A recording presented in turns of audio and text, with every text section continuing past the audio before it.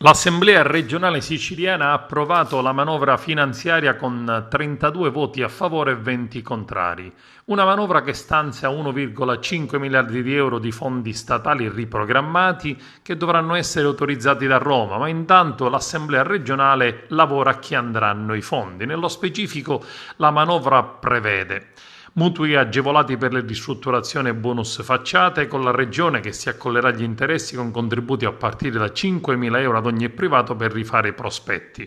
L'esenzione per il 2020 del pagamento del suolo pubblico per bar e ristoranti, 11 milioni di euro per contributi vari ad enti ed associazioni a pioggia, una sorta di tabella H molto criticata dalle opposizioni, 10 milioni per cinema e teatri con lo scopo di ridurre le perdite dal botteghino, 300 milioni di euro per aiuti alle imprese e al comparto del turismo, con prestiti per aziende artigiane, partite IVA e imprese fino a un massimo di 25.000 euro, con una parte a fondo perduto.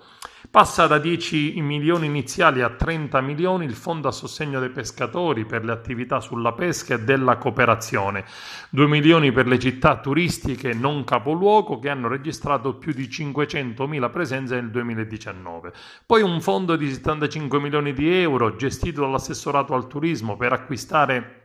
pernottamenti da tour operator, agenzie, strutture alberghiere ed extra-alberghiere, guide turistiche ed offrire sconti ai turisti anche siciliani che faranno le vacanze nell'isola.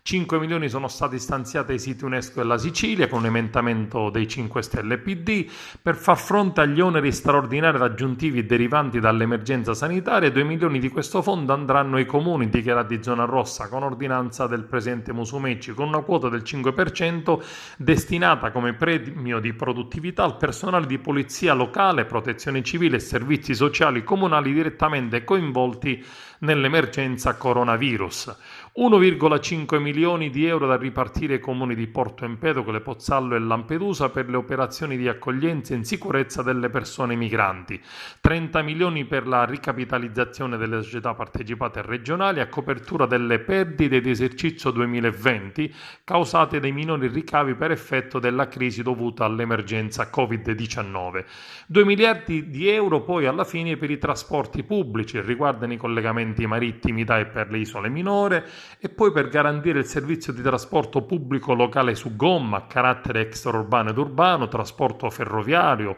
trasporto aereo ed altri 10 milioni destinati a sostenere le attività dei soggetti a attività di servizio pubblico da trasporto di piazza, di servizio noleggio con conducente di trasporti marittimi di passeggeri. Passa anche un articolo sulle esenzioni per un anno di tasse e canoni, sospese le tasse sulle concessioni governative, cioè sulle autorizzazioni della Regione in materia di pesca, artigianato e attività produttive, sospesi per il 2020 i canoni demaniali ed il ruolo istituzionale di irrigui dei consorzi di bonifica. Via libera anche ad un fondo di 100 milioni gestito dall'IRFIS per prestiti a tasso zero alle famiglie. Previsto anche un bonus di 1.000 euro a tutti i sanitari, medici, infermieri, operatori addetti 118 che sono stati coinvolti nell'emergenza coronavirus. 40 milioni è un fondo finalizzato alle imprese con sede legale nell'isola che hanno avviato processi di riconversione o intendono avviare processi di produzione industriale di dispositivi di protezione individuale, dispositivi di protezione individuale se stessi.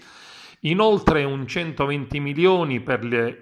l'istruzione e scuole paritarie della Sicilia, un fondo per le università con particolari agevolazioni a studenti esonerati dal pagamento delle tasse per l'anno 2020 e aiuti particolari per la scuola dell'infanzia. Fondi alla fine ai comuni per le stabilizzazioni dei precari negli enti in dissesto e un fondo per i comuni delle isole minori. Per la struttura di assistenza ai disabili mentali di Troina il contributo passa da 4 a 5 milioni di euro. È stata una struttura impegnata in prima linea nell'emergenza sanitaria Covid-19.